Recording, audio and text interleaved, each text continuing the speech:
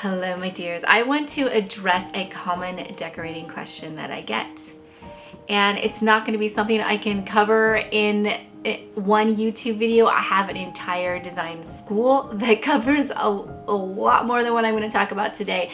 But I did want to give you some ideas and some tools for how to design a room, from start to finish. Basically, the backbone of a system that you're gonna need to get this done. So the first thing you're gonna need is your inspiration. And Pinterest is a game changer. It has been a game changer for me, and it is imperative. You must use Pinterest, I believe, to get your ideas down. And I have my Pinterest account all organized by different rooms and houses, and then the things that would go in those rooms. So lighting, flooring, furniture, paint colors, etc. Each one of those words, those phrases, has its own board, and I add to it regularly. And something I want to say to the inspiration stage in this process is that it really needs to be enjoyable. So if you are stressed, you are crunched for time trying to get ready for a design consultation or something, and I just had to find 20 pens, just anything, just get some stuff on this board, you're probably not doing your best work. I tell people this is a completely relaxing experience. You should have a cup of tea. You should be probably doing this at the end of the day, and it should be really, really enjoyable. Stress will kill creativity. I'll tell you that. And so collect your pens, anything that just sparks joy for you. I know I use that phrase all the time, but it's really true. There is a lot of design that has to do with feeling and intuition, and I can't teach that part very well. It's something that you have to develop in yourself, and it does come with time. I feel like I'm getting better every year. I'm getting clearer on what it is that I really, really, really love. So that will happen for you too. It just takes a lot of practice. Creativity takes practice. And so as you're collecting these pictures, you're putting them on your boards, and they're just kind of always growing. They're just kind of always there. You're building this bank of really rich, beautiful design for you to look at. You don't have to understand it. You don't have to be able to afford it.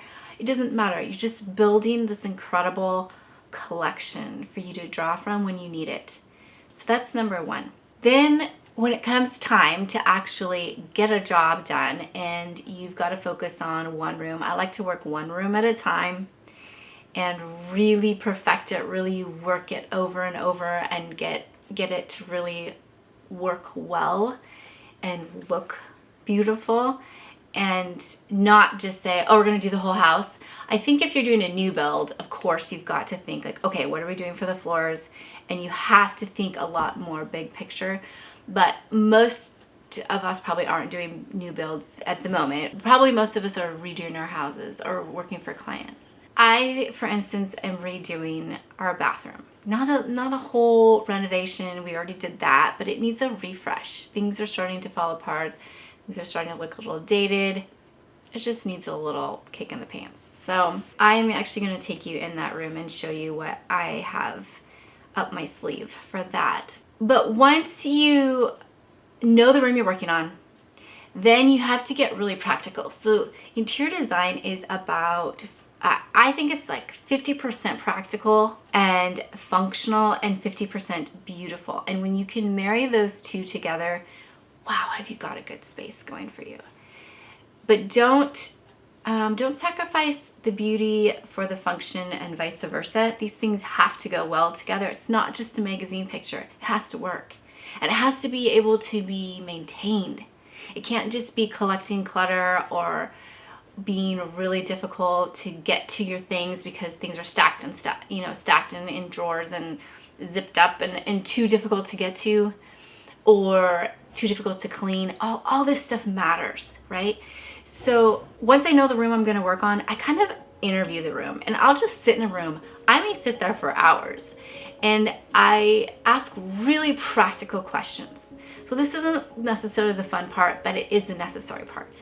And you're going to ask questions like, what is this room used for? All the things, all the activities that we do in this space. Are the kids playing in here? Are we gathering guests here? Are we sleeping here? Are we dressing here?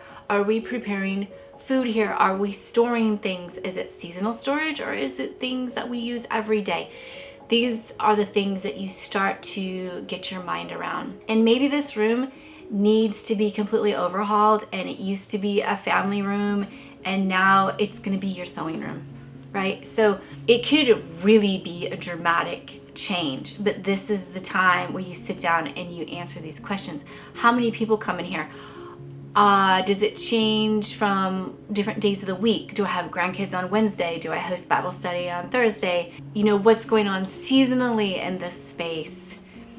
Do I need to have a space for my husband who leaves 2 hours earlier for me in the morning, for him to be able to get the lights on and see himself and see his clothing and be able to function so he can get out the door without disturbing me? Those are the things you're thinking about. And you're building a list. These are our needs. Then I also am gonna ask, what are the pros and cons in this space? And I always love this step in the process, especially with clients, because a lot of times they're calling me because they're frustrated. They're calling me because they might even feel really ashamed of the space. And a lot of times people will apologize to me. Oh, I know it's wrong. We're gonna fix that. I'm so sorry. That kind of thing I often hear with people. And I love this part because every room has good things about it. Every room. Maybe it's just because it's really simple, which translates into cozy. Maybe it has a really good direction in a certain era that you get to play with, which is really fun. So figure out what's working and what's not, and be careful with the things that are not working.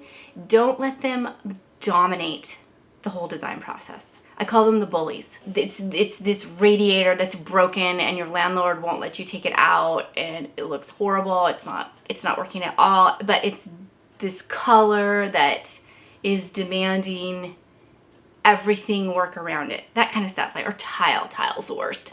Oh my goodness. Bad tile that you can't change is a bully.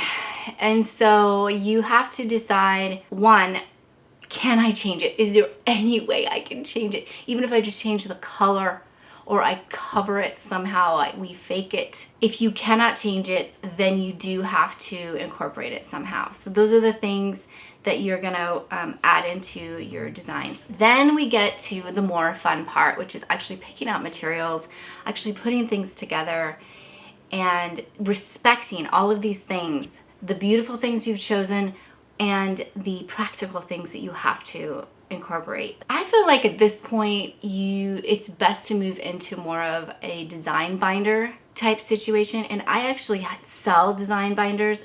They are heirloom quality. I'm very proud. It's the only physical product that I actually offer to people, and I'm by nature a gift giver, and so I love this part of my business where I feel like I get to present people with this absolutely gorgeous gift, and they make beautiful Christmas gifts. In fact, one of my favorite things is when a husband orders a binder for his wife and ships it to her. We had a lot of those last Christmas, so that's an idea too. These are my linen design binders. Now you don't have to use this. You can make your own like I did for so many years. But I will tell you the pieces that need to go into the design binder and then the 7 steps that I go through to collect the pieces that are gonna go into a finished room. So in your design binder, and you could use files, but I really think binders are better at this point because there's so many different pieces. So in your binder, you want to have a spot for samples and swatches. So I like a zipper pouch for that. And it might not be, maybe it's not like a sample or something that, what you're picturing, oh, it's a paint swatch. Well, maybe it's a little, I don't know, maybe it's like a birthday card or a ribbon or something that is really inspiring you. Like it's got the perfect peacock blue that you want to use, or this texture that's really inspiring to you. And so it could be something a lot more like organic and a little bit more 3D, and that goes into a zipper pouch. I think you should have a zipper pouch. Then you have dividers, and you need to label those by the rooms, and then have a section that's maybe about the actual paint or the items that if you're doing a new build would be throughout the entire house. So it wouldn't just fit in the living room and the kitchen. You need to talk about floors. So a whole section on floors, kind of like your Pinterest boards. You're gonna mirror them in a lot of ways. Then within those sections, you need pockets, because there's just random weird stuff that you're always tucking away. So pockets are really important for every room, and page protectors. So sometimes you don't want to 3-hole punch a page for some reason, and so it needs to go on a page protector, or it's something that you're going to be having with you all the time. Like maybe when you're painting the room, you're checking on this one picture, so you just need to be able to keep it clean. So page protectors are good. You're going to hole punch a lot of things. You're going to put a lot of things in pockets for each room. And then I also would have a spot for receipts. So in my design binder that I have made, it has the little vintage twine and button spot, so you can put receipts there, or they can go per room and in the pockets per room. And then the last thing I think you really need is a place for contacts. So I know we don't do as many business cards as we used to, but I like baseball card holders. So I actually have one of those in each of my binders that we sell just for business cards. So people still use them a lot, and it may be, your architect or some flooring specialist or some artist that you want to hire to come do a mural in your dining room. So have a spot for your contacts. From there, you're going to focus. Let's go back to my bathroom situation here. So I, first of all, look at the floors. Are the floors working? That's number one. What are we going to change about the floors? So in this bathroom, I'm still really happy with the floors. We installed them and they're going strong. I'm not worried about that.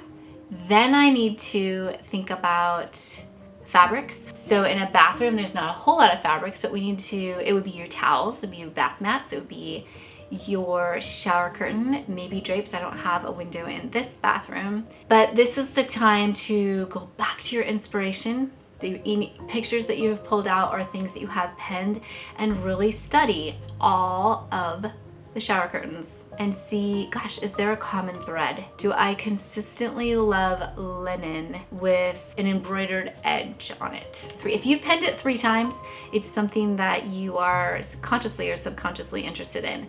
And so that would be something to add to your shopping list. So as we're going through these 7 steps, you're building a shopping list, and you're gonna try different things, probably return a lot of things, but order 3 shower curtains, try them out carefully, repackage them, and return some of them. So then after you get your fabrics decided on, and I choose fabrics first. It's kind of a pain, but what it does for me is it completely hands me my paint color. Usually I can pull my paint color straight out of the fabric. I could go get a custom color. I don't even have to match it. I just hand the fabric to the paint dealership and say, I need this tan right here. So paint becomes so easy when you pick your fabric first. Then I think about the walls. Are we gonna add board and batten? Okay, so I love the board and batten in this bathroom. I feel like we could do a different paint color, maybe on the board and batten.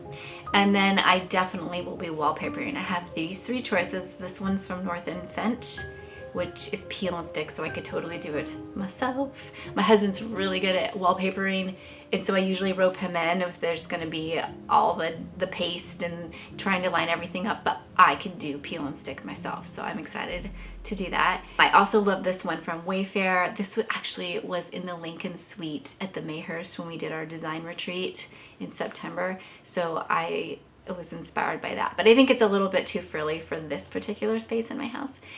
And then I also have this sample coming in from Wallpapers Direct, so William Morris. And I love that it's brown. Clearly I have a theme going here with the sort of ink drawing toile look that I'm drawn to for this space. So that is a decision I need to make. I need to decide on a paint color, if I'm gonna do a paint color. I need to decide on wall treatments, so board and batten.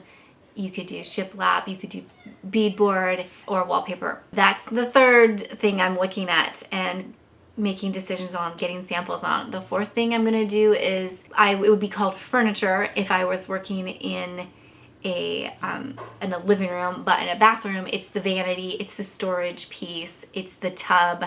Clearly I need to refinish this tub, and so I will be doing that for the second time.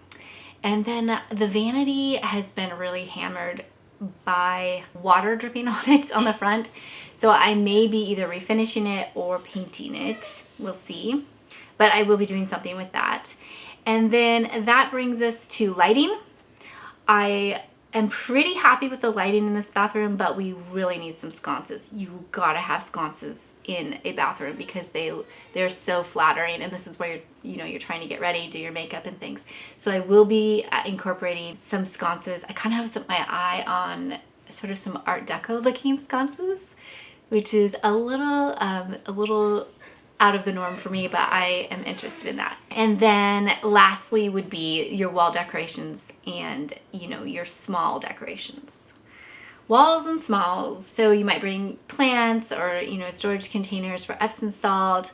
Soap dishes are good. Anything for storage. This would be the point where you would bring it in. It's the final step. So I hope you got some good information about that. If you want to get a binder for Christmas, let me know. We look like we could be selling out.